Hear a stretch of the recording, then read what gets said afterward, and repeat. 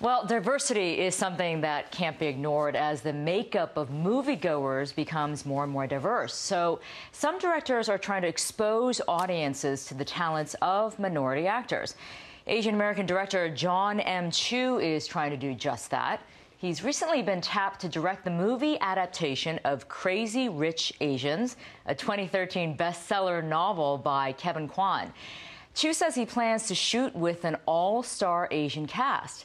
Full-frame correspondent Sandra Hughes recently caught up with the filmmaker to talk about his 2016 release of Now You See Me Too and his thoughts on the state of Hollywood. Ladies and gentlemen, the Four Horsemen. The Girl Horsemen. Woo! Yeah!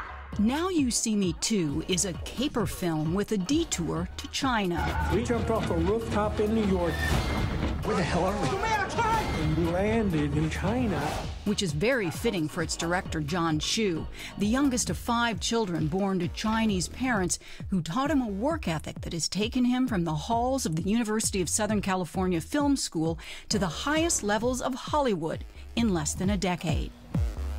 I think that for me, when I'm making a movie, that's what I focus on, is what am I making, who am I serving, not the fame that may come with it, or the magazine articles that may come with it, or the reviews that may come with it. I try not to let any of those things affect me. That's not why I do it. I always knew from a kid, like, whether people were going to pay me or not, I was always going to make movies. I will continue to for the rest of my life. It was his college short film that first got him noticed by one of the biggest names in Hollywood, Steven Spielberg. It's called When the Kids Are Away, and it was about a 17-minute musical short film about the secret life of mothers and what they do when the kids are away for the day, and they sing and dance, of course. It's exactly what we don't do. It's a giant musical of all these mothers coming together, and it's sort of a fairy tale in it. What we're trying to do, the texture that we're trying to bring to the project. From there, he's been working non-stop on films and TV shows. His interest in Hollywood diversity evolved along with his career. And I started going to China. I'd never been to China before, and talking to companies there to see if there was, I don't know, if a Chinese movie, even Chinese language movie, or an American movie that could have Chinese elements into it, but never really finding the right fit. It never quite, until recently with Crazy Rich Asians, where it spoke to both sides of me. It spoke to me finding my identity balance side, because that's what a lot of the story is about. It also spoke to my family's traditional side of what they think about Asian American, this generation of Asians, and what they think that we should be retaining from their journey. Also my grandparents' side, and also my friends who look into our family and see it. So all those elements were part of this story that I thought was really fascinating, and the fact that it's an all-Asian cast. Chu's latest project is a movie called Crazy Rich Asians, based on the book by Kevin Kwan. For Chu, it's all coming at a time when diversity is one of the hottest topics in Hollywood.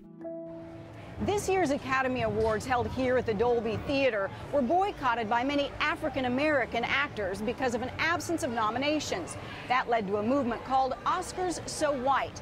But the Academy Awards host, African-American comedian Chris Rock, made a joke using Asian children on stage. That made many Asian Americans in the entertainment industry angry and asking why were they left out of the discussion on diversity. The results of tonight's Academy Awards have been tabulated by the accounting firm of PricewaterhouseCoopers. They sent us their most dedicated, accurate, and hard-working representatives. I want you to please welcome Ming Zhu, Bao Ling, and David Moskowitz. The fact that it's a deal now because of a joke, that shows that we haven't had a real discussion about it, because ultimately it is just a joke. But like, we should be talking about deeper things than a joke at an awards show. We should be talking about the actual work and what is actually going to be on the screen to make changes. So do you feel comfortable in a meeting with, you know, studio bigwigs when you're talking about projects, saying, hey, let's don't just look at the same Emma Stones every time we're looking for a female lead? No, I don't. I should be doing it, and I am starting to do it, but it absolutely feels uncomfortable. It absolutely makes me feel weird. I wish I could say it didn't, but just talking about race is awkward for me. I don't know how else to put it. And, but I do now.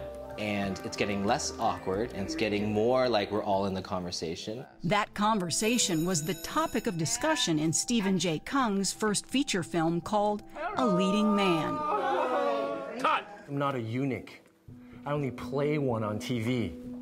No job is worth your dignity and respect. The film follows the life of an Asian American actor who gets stereotyped on the road to stardom. It just shows the hardship of being an Asian American actor in Hollywood, because it's very painful to be in a profession where you can't find a job.